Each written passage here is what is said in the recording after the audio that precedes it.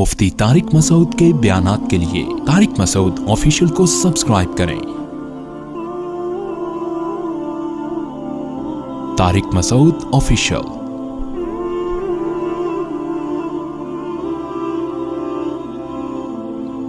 بھائی خوش قسمت انسان وہ ہے جو گناہوں سے توبہ کر لے۔ بہت آسان ہے، کوئی زیادہ ٹینشن والا کام نہیں ہے۔ قرآن کہتا ہے ان تجتنبوا کبائر ما تنہون عنہ، اگر تم بڑے بڑے کبیرہ گناہوں سے بچ جاؤ گے، نکفر عنکم سیئاتکم، چھوٹی موٹی خطائیں معاف کر دوں گا۔ آج بڑا مسئلہ یہ ہے کہ جو دین پر آتا ہے یا تو وہ وہمی ہو جاتا ہے، واش روم میں بیٹھا ہے تو پولیس بھیجنی پڑے گی اس کو نکالنے کے لیے، پاک ہو گیا نکل آ باہر۔ حقیقت ہے، میرے وہمی نمبر 37 کے نام سے بھی میرے پاس 36 کے نام سے بھی سیو ہے۔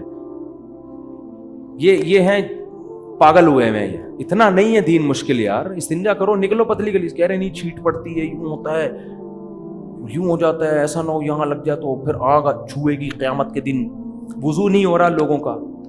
یہ صحیح حدیث ہے کہ وضو میں بال برابر کی جگہ بھی خوش رہ گئی تو حدیث میں آتا ہے جہنم کی آگ چھوئے گی اس کو، کیونکہ وضو نہیں ہوگا، نماز نہیں ہوگی، نماز چھوڑنا تو پھر جہنم میں جانے کا ذریعہ۔ لیکن وہ آرام سے ہو جاتا ہے۔ ہمارے نبی بھی تو ایسے آرام سے وضو کر لیتے تھے۔ یہ تو نبی نے اس لیے بتایا تاکہ ادھورے وضو نہ کیا کرو کہ آدھا منہ دھویا آدھا چھوڑ دیا، آدھے بازو دھویا آدھا چھوڑ دیا۔ اس کا مطلب وہمی بنانا تھوڑی ہے۔ بیٹھا ہے وضو خانے پہ پتہ نہیں گھنٹے گھنٹے ریگمال سے رگڑائی کر رہا ہے پورے نل کے کھول کے اور یوں یوں کر کے، یہ نہیں دیکھ رہا کہ اسراف کا کتنا گناہ ہو رہا ہے۔ ایک آدمی نے زنا کیا، اللہ بچائے، حرام بچہ پیدا ہو گیا۔ کسی نے کہا کہ ابے کمبخت جب زنا ہی کرنا تھا تو ایسے طریقے سے کرتا کہ بچہ تو پیدا نہ ہوتا۔ کہتے ہیں نسل روکنا مکروہ ہے۔ نسل روکنا اسلام میں کیا ہے؟ ابے تو یہ جو تو کر رہا ہے یہ کیا ہے؟ یہ مکروہ ہے۔ اتنا سری زنا کر رہا ہے اور بچہ روکنا کیا کہتے ہیں اسلام میں کیا ہے؟ مکروہ، ناپسندیدہ عمل۔ تو یہی ہو رہا ہے، وہ جو اسراف ہو رہا ہے، گھنٹوں گھنٹوں وضو کا پانی برباد ہو رہا ہے، اس پہ جہنم کا خطرہ نہیں ہے اس کو۔ اور یہ ہے کہ اگر یہ خوش رہ گیا تو کیا ہو؟ تو وہمی بنے ہوئے ہیں، وہمیوں سے نکلیں، کبیرہ گناہوں کو چھوڑ دیں، بس جنت ہے انشاءاللہ۔ کبیرہ کیا ہے؟ سب سے پہلے نماز کا جان کر قضا کرنا، داڑھی کاٹنا بھی معذرت کے ساتھ کبیرہ گناہ میں داخل ہے، سود کھانا، رشتہ داری توڑنا، بشرطے کہ وہ بہت زیادہ برا سلوک نہ کر رہا ہو۔ اگر آپ نے جوڑنے کی کوشش کی پھر بھی کم بخت نہیں جوڑ رہا، پھر چھوڑ دو اس کو اپنے حال پہ، پھر گناہ نہیں ملے گا۔ اپنی طرف سے پوری کوشش جوڑنے کی کرو۔ ماں باپ کو ستانا، کبھی کبھار اونچ نیچ ہو جاتی ہے، بار بار ہو رہی ہے، پھر یہ ٹھیک نہیں ہے۔ باپ سے اگر نہیں بنتی نا، ہر وقت کی چک چک الگ رہ لو۔ جب لڑکا جب بالغ ہو جاتا ہے، شادی ہو جاتی ہے، تو ابا کے ساتھ رہنا فرض نہیں۔ بعض دفعہ ایسے ہوتا ہے کہ واقعی ابا ہی تھوڑے سے ٹیڑھے دماغ کے ہوتے ہیں، وہ بچے کو جینے ہی نہیں دیتے، وہ جب بھی گزریں گے کچھ نہ کچھ ہوتا ہے یہ بعض دفعہ۔ تو بجائے باپ سے بدتمیزی، اونچی آواز سے بات، اس کی حق تلفی، پتلی گلی سے نکل لو، شادی کر کے الگ رہو، ابا سے خیریت پوچھتے رہا کرو، لڑو نہیں، اونچی آواز سے باپ کے سامنے بات مت کرو۔ کبیرہ گناہ ہے، قتل کرنا کبیرہ گناہ، شراب پینا بولو کبیرہ گناہ۔ غیبت میں بھی دو قسمیں ہیں، کچھ غیبتیں ہلکی پھلکی ہوتی ہیں، وہ صغیرہ میں داخل ہیں، کچھ غیبتیں بھاری بھرکم ہوتی ہیں۔ بھاری بھرکم وہ ہے جس سے اگلے کی عزت کا جنازہ نکل جائے۔ آپ نے کسی کو برائی میں دیکھا، زنا کرتے ہوئے یا کوئی اور، اسلام نے کہا اس پہ پردہ ڈالو، آپ نے لوگوں کو جا کے بتا دیا یہ کام کر، حالانکہ وہ چھپ کے کر رہا تھا۔ اب وہ توبہ کر لے گا، اللہ معاف کرے گا، لیکن پبلک معاف، زندگی بھر کے لیے اس کی عزت ختم۔ شوہر کوئی زنا کرتا ہے، برائی، لوگ بیوی کو جا کے بتا دیتے ہیں، بھائی چھپ کے ایک آدمی نے کام کیا ہے، پردہ ڈالو، اس کو الگ سے سمجھا دو لے جا کے، کیوں اس کے راز کو فاش کر رہے ہو؟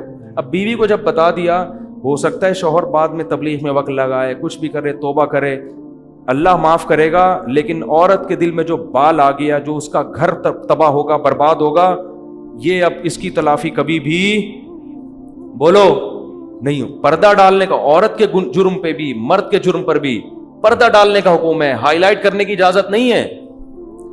بڑا تلاش کر رہے ہوتے ہیں کہیں سے کوئی عیب ملے تو بتائیں دنیا کو جا کے۔ اور کیا ہے کبیرہ گناہ ہے؟ رمضان کا ایک روزہ بھی جان کر قضا کر دیا تو یہ صغیرہ گناہ سارا سال روزے نہ رکھیں، نہ 10 محرم کا رکھیں، نہ عرفہ کا رکھیں، وہ سب نفلی روزے ہیں. رمضان کا ایک بھی چھوڑنے کی، نہ مزدور کو چھوڑنے کی اجازت، نہ ٹیچر کو، نہ اسٹوڈنٹ کو، نہ اس کو جس کا کل پرچہ ہے، پیپر ہے. یہ کبیرہ گناہ ہے بھائی، یہ تو اللہ کی طرف سے اجازت نہیں ہے، نہیں چھوڑ سکتے آپ. اور توڑ دیا تو 60 روزوں کا کفارہ بھی ہے. رمضان کا روزہ اگر توڑ دیا نا بیماری کے بغیر تو 60 روزے لگاتار رکھنے پڑیں گے، پھر اللہ گناہ کو معاف کرے گا. 60 روزے لگاتار نہیں رکھے تو یہ وبال قیامت کے دن اپنے گلے میں لے کے جاؤ گے. کتنے لوگ ہیں جوان ہیں روزہ توڑ دیا انہوں نے. ہاں دیکھو مسئلہ حیا کے خلاف ہے لیکن بتانا ضروری ہے. روزہ اگر کسی نے کھا کے یا پی کے توڑا ہے، جیسے پیاس بہت سخت لگ رہی تھی برداشت نہیں ہوا توڑ دیا، یا بیوی سے جمع کر لیا، تو اس سے کفارہ لازم ہوتا ہے. اگر خدا نہ خواستہ کسی نے ہینڈ پریکٹس کے ذریعے روزہ توڑ دیا ہے تو روزہ ٹوٹے گا، گناہ بھی ہوگا، کبیرہ گناہ، لیکن 60 روزوں کا کفارہ لازم نہیں ہوتا. یہ مسئلہ اگرچہ حیا کے خلاف ہے لیکن آج کل نوجوانوں میں اس طرح بہت ہونے لگا ہے تو وہ پھر مایوس ہو جاتے ہیں. تو گناہ بھی ہے، روزہ ٹوٹا بھی ہے، لیکن 60 روزوں کا ایسی صورت میں کفارہ نہیں ہوتا. وہ جب ہوتا ہے جب زوجہ سے پراپر ہم بستری کر لی، یا پانی پی لیا، یا کھانا کھا لیا. تو یہ بھی زکوٰۃ نہ دینا بھی کیا ہے؟ کبیرہ گناہ ہے. سال میں ایک دفعہ اللہ 2.5% مانگ رہا ہے. تو یہ سب کبائر میں داخل ہیں. تو ان کبیرہ سے اگر بچ جائیں گے، اللہ کہتے ہیں چھوٹی موٹی خطائیں وہ رحمان ہے، نماز سے معاف ہو جاتی ہیں، لیلۃ القدر میں جاگنے سے معاف ہو جاتی ہیں، اور حج سے معاف ہو جاتی ہیں، عمرے سے معاف ہو جاتی ہیں، صدقات و خیرات سے اللہ کا غضب ختم ہو جاتا ہے.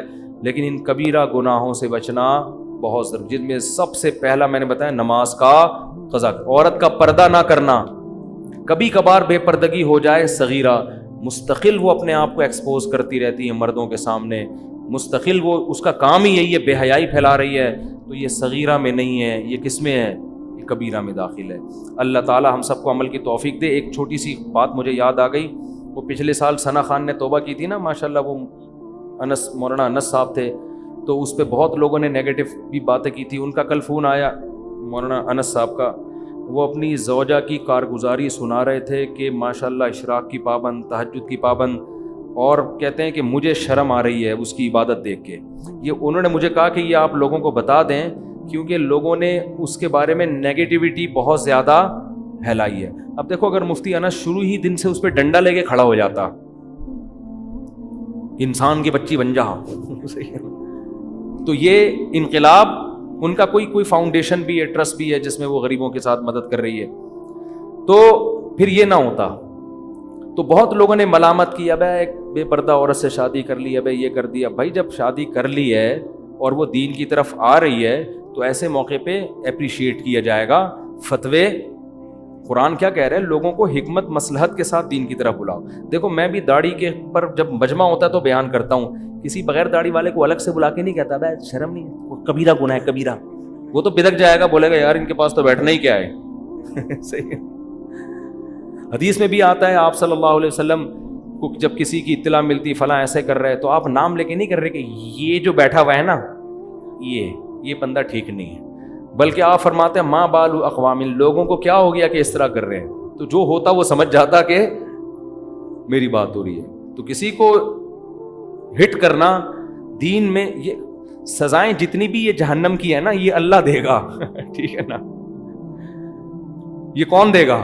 یہ اللہ دے گا. آپ کو دینے کی اجازت، آپ کا کام ہے پیغام مصلحت سے پہنچا دینا. اور قرآن کہہ رہا ہے میٹھے لہجے میں بات کرو، اس سے فائدہ کیا ہوگا؟ فَإِذَا الَّذِي بَيْنَكَ وَبَيْنَهُ عَدَاوَةٌ كَأَنَّهُ وَلِيٌّ حَمِيمٌ، تمہارا دشمن بھی تمہارا گہرا دوست بن جائے گا.